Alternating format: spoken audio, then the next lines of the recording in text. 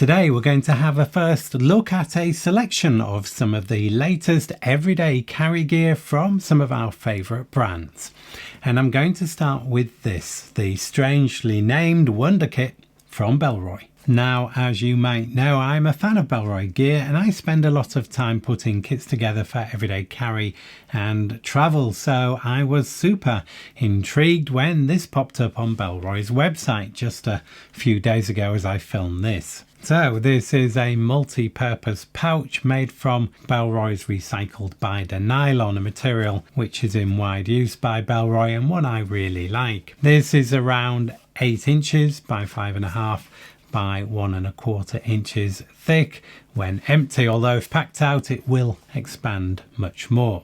On the outside we have two neat leather attachment points for a shoulder strap, which is not included and not something I would personally use with a pouch of this size, but you do get this wrist strap with leather finishing and a neat carabiner clip. There are two zip openings which both have leather zip pulls. We have one external full length zip pocket with no additional organisation that will easily accommodate something like a large phone.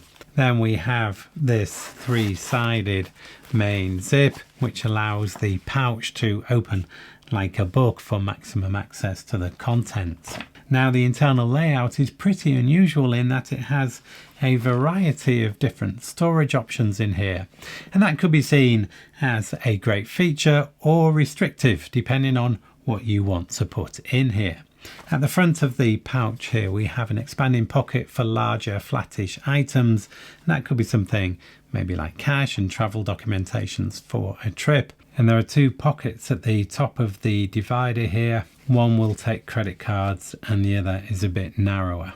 On the opposite side of the divider, which is usefully quite stiff, we have these two elasticated loops, and personally I would prefer to see a couple more loops here, as the bottom one is full width and the top one is divided into just two. Now Bellroy identified these as ideal for things like cables and stationery.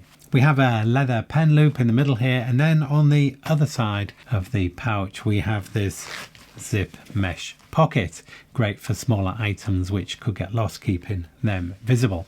Then inside the zip pocket we have a further couple of stretchy pockets, one of which is a little wider than the other. And behind the zip pocket we have this full-size opening, again better suited to larger, flatter items, and the suggested use for this is passports, notebooks and power banks. And I really do like the flat profile we see here and the fact that this is flexible and compressible.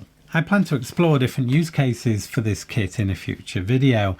I want to see if the various storage areas can be put to good use for, say, something like a travel first aid kit or tech kit or one of my get me out of trouble kits, or I wonder if the layout will be a little bit too restrictive when it comes to those larger non-flat items. Either way though, I'm confident that this will also make a great general travel pouch.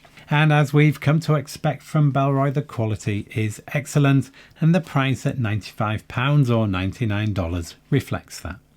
And as always, I'll include links to this and everything featured in this video in the description down below. This is the new NW5000 Powerbank from Nitecore, and as regular viewers will know, I believe a powerbank is one of the most useful things you can carry when out and about, because as we all know, if your phone unexpectedly runs out of power when you're away from home, life can get an awful lot more challenging. Now my usual go-to powerbank is the Nitecore NB10000, as it's the lightest and most compact 10K powerbank on the market, and I keep one of these in my travel get me out of trouble kit. But if I'm just out for the day and traveling light, say with a small sling and without that kit, then I will be carrying this. As you can see, it's a bit more compact than the NB10000, which is great when space is tight and has the benefit that this is also MagSafe compatible, and therefore you have that extra convenience when charging a suitable phone, being cable free and magnetically attached. This is also lighter than the NB10000 at 120 grams versus 150 grams. And whilst the capacity at 5000 milliamps is half that of the NB10000, it should be enough for a full charge for most phones, and that should be more than enough for most short trips. The NB5000 supports fast-ish wireless charging at 15 watts and features a USB-C charging port on the bottom for wired charging, supporting both quick charge and power delivery modes up to 20 watts. We have 4 blue LEDs here which remain lit in use, so you can see the remaining power at a glance, and there's also a white LED to confirm when charging is in progress. Now, the Nitecore quality is excellent, as we've come to expect, and you can see that here from this forged carbon lightweight but super strong casing, which looks great too. And when it comes to the price, well, expect to pay around £70 or dollars. Orbitkey is arguably the original and best known key organiser, and it was designed to stop the key jangle and pocket stabbing you get with keys on a traditional split ring, and it works great with flat keys with the keyring hole in the centre. And having launched in 2013, Orbitkey have now sold over 1 million units worldwide, which is an awful lot. In that time, there has been one design tweak some years ago, resulting in the version 2, bringing with it a change to the D-ring shape and some material improvements, but other than that, very little has changed in the overall design, until now, that is. This is the Orbitkey Pro, and it takes the original design and refines every detail to provide what Orbitkey describe as the ultimate Orbitkey experience. As you can see, the silhouette is the same. It is the Orbitkey signature shape after all. But what we have now is a slightly wider profile and 3mm increase in length for slightly larger keys. The leather construction has also been improved and is a little bit thicker, and the hardware is now part of the band rather than several separate pieces, which makes installing the keys much quicker and easier. The spring tensioner is also much more evolved compared with the original spring washer to give a smoother action, and it can be fine-tuned to suit the preferred tension of the user. You no longer require a coin or tools to assemble and tighten the organizer. Instead, you have a quick and easy finger tightening screw adjustable in just 30-degree increments to get exactly the right feel. Included is a quick flip tool. It's a small lever which is smooth on one side and has a friction pad on the other, and that means you can quickly flip out your most used key. It's a simple idea that works well, but be aware it does take up a key space, although you can choose whether to use it or not. Now, the maximum number of keys which you can fit in here goes up from 7 with the original to 9 with the Pro, and this can be increased by a further 4 with an optional extension post. And the D-ring used to connect the Orbitkey to your car keys or to a clip is now fixed in position so it doesn't slide about. The price is currently £55 or $65, and there is initially a choice of 4 colours. Orbitkey is not replacing the version 2, so if you prefer the slightly smaller profile and lower cost of the original, then that is still an option. But if you want the best key carry experience, then this one is hard to beat. I have here a couple of new additions from Ekster, makers of our favourite push button card wallet. First up, we have the Pro version of their best-selling card holder wallet. And the Pro here takes an extra card in their signature quick access card holder, up from 6 to 7 flat cards. And the metal backplate also can take an additional card, up from 6 to 7 as well. And the Pro is made from 100% recycled aluminium and has an all metal button and mechanism. The one on the original is plastic. And this Pro version will set you back around £10 or $10 more than the original, which seems very worthwhile, although there are some strong offers on the original as I film this. Now, I don't personally use this type of wallet. I currently carry my wallet items as part of a kit, but Jamie on the channel carries an Ekster wallet daily and loves it. And not to be left out, Ekster have also introduced a Finder card which works with Apple's Find My ecosystem. It's understated, which I like, and very lightweight at just 14 grams, and it has a 95 decibel sounder which is nice and loud. And at 2.4 millimeters thin, it's not the thinnest on the market, but we are only talking about a few tenths of a millimeter difference. This one is rechargeable, which is nice to see, as a lot of these are disposable, and it lasts around 6 months on a charge, which is not bad. It does, though, require this bespoke charging cable, of which I'm not a massive fan, because it gives you something else to lose and find every 6 months when it needs charging. And my preference these days is for wireless inductive charging, which we are now beginning to see from some of the other brands. At £46 or $49, the price is on the high side, although there are offers to be had when combining this with a wallet. The Nitecore EDC 27 is one of my favourite flashlights, launched in 2023 and the winner that year of EDC Flashlight of the Year at the SHOT Show. It has a flat profile and a large pocket clip, making it easy to carry. It's bright, intuitive to use with these double differentiated tail switches, and has Nitecore's excellent OLED display to show the brightness level and real-time battery life, which I love.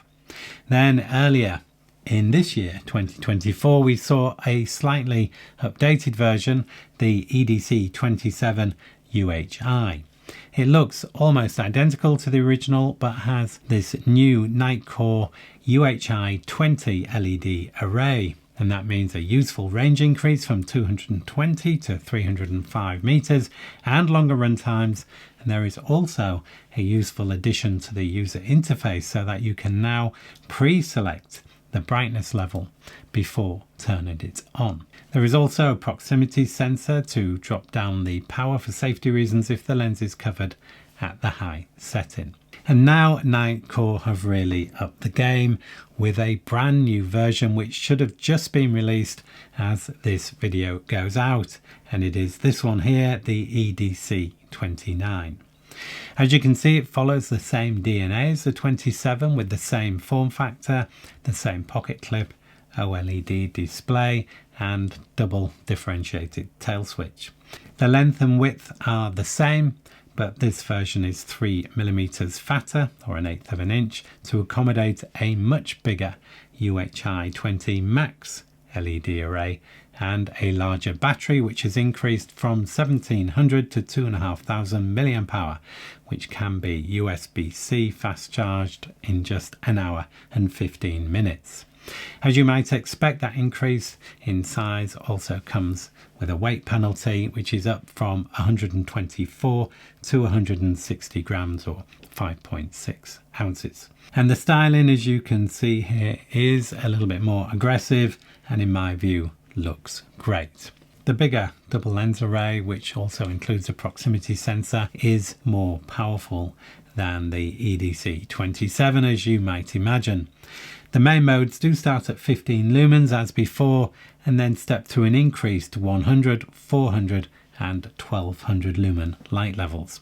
And that 15 lumen level can be instantly accessed and is now good for 60 hours of runtime. A half press of the large button instantly jumps to a search mode, which is 3000 lumens and is good for a 400 meter quoted range. And then a full press brings on the full LED array, creating what Nitecore call Lumen Shield, a very bright combination of beam and flood with a blinding 6500 lumen light level output to light up a wide area or to deter an attacker. And the display counts down when this is activated because the heat builds up fast.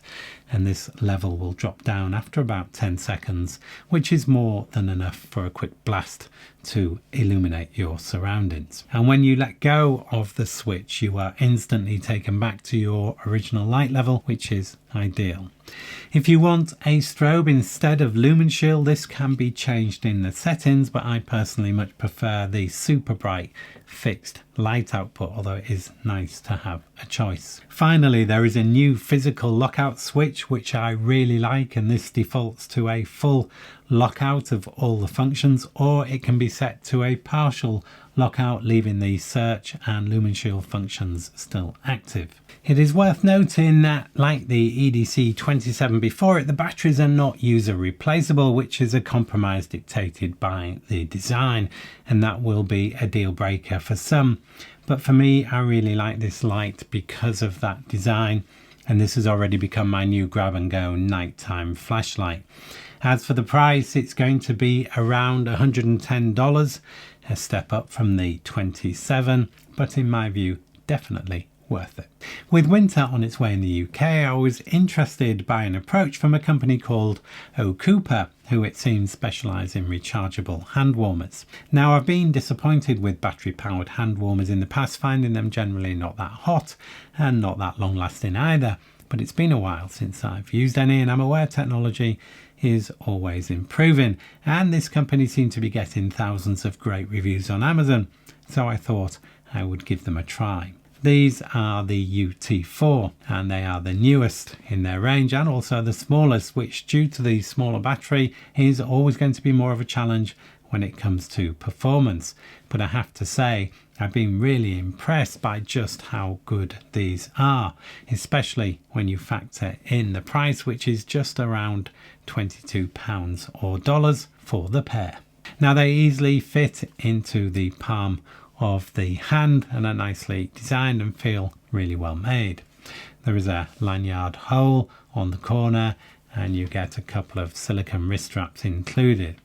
There is a USB-C charging port on the top, and I found it takes around 4 hours to fully charge these from either a USB-A or USB-C source, as I've tried them both. And you do get this double USB-A to C cable included. On the back there is this single switch, and you double press to get a battery reading with these blue lights, and press and hold to switch on the hand warmer, and then a single press will step through the 3 heat levels shown by the red lights, which stay on when in use, so you can see the heat level at a glance. These are also magnetic, so 2 become 1 if you need a single double-sided heat source. Switch them on and they heat up in a matter of seconds and feel very hot at the highest setting. You can still hold them, but only just, and I measured the surface temperature at around 50 degrees C. To test the battery life, I sat them on a t-shirt and folded the t-shirt over them to simulate something like a coat pocket. I then measured the surface temperature every hour, looking for 4 hours of duration as stated in the instructions. It actually delivered 8 hours, maintaining the same temperature throughout, which I have to say was a real surprise, because that's how long the lowest heat setting is supposed to last, not the highest. So if you're in the market for hand warmers, these appear nicely made, they're compact, they get nice and hot and have a great battery life, and they come in at a great price too. And I see they're also UL certified for safety. In fact, it's hard to know what more you could want. If you like to use a pencil, then take a look at this. This is the new Revision 2 Draft Titan pencil by Maratec. It's made from stone-washed grade 5 titanium, weighing in at just 28 grams or 1 ounce, and is tough and corrosion free, and has this topographical etched design, which I think looks great. It uses a standard 2mm graphite core, which is thick enough not to break at the slightest pressure, and allows for better sketching and shading, and makes for a really nice writing and drawing experience. The pencil is 6 inches in length and comes with this very sturdy pocket clip, and this is part of a limited run of 1,000 pieces, and each one is individually numbered and picked at random. This one is 666, which probably wouldn't have been my first choice. The mechanism is really nice to use. Just click the end to feed out the lead a little bit at a time, and if you want to retract it, just hold the end and push the lead back in. And this has the benefit that the lead doesn't simply just fall out when pressing the end in like you might see with a traditional grabber mechanism. The pencil comes with 12 spare refills, and these are easy to get hold of and cheap to buy when you need more, and you also get this sharpener. And as for the price, this comes in at what I think is a very reasonable $40. Next up, we have another item from Orbitkey, and this is part of their work range, and this is the 2-in-1 tech pouch. Now, first impressions are good. The exterior uses a water resistant recycled polyester with a really nice feel, and we have water resistant PU coated zips and grab handles on 3 sides. We have a zipped pocket at the front, which is ideal for a phone, and has a cable pass-through hole so you can charge your phone in this pocket from a power bank in the main compartment. Okay, let's now have a look at the main compartment. And in here we have pen loops, 2 stretchy pockets, a storage area with this divider, which I want to come back to, and then more pockets in the central divider, and this area with a myriad of pockets and elasticated loops. And that's where it gets interesting, because this is actually a separate pouch, hence the 2-in-1 name. Take it out and you still have 3 more stretchy pockets on the back of the main pouch. The mini pouch has a central divider with these elasticated loops on one side, and then we've got the stretchy pockets here on the other. And I like this idea. You can keep the super essential gear in the small pouch, which you can grab when traveling light, things like cables, a charger, AirPods, and maybe a power bank, and then combine it with other gear in the main kit, such as longer cables or less used cables, maybe an additional hard drive and maybe some tools. And you can carry those when size and weight are not so much of an issue, like say on a work commute. Looking good so far, but there is one thing with this tech pouch which I don't like, and it's this divider here in the main pouch. The idea is good, but the execution is really odd.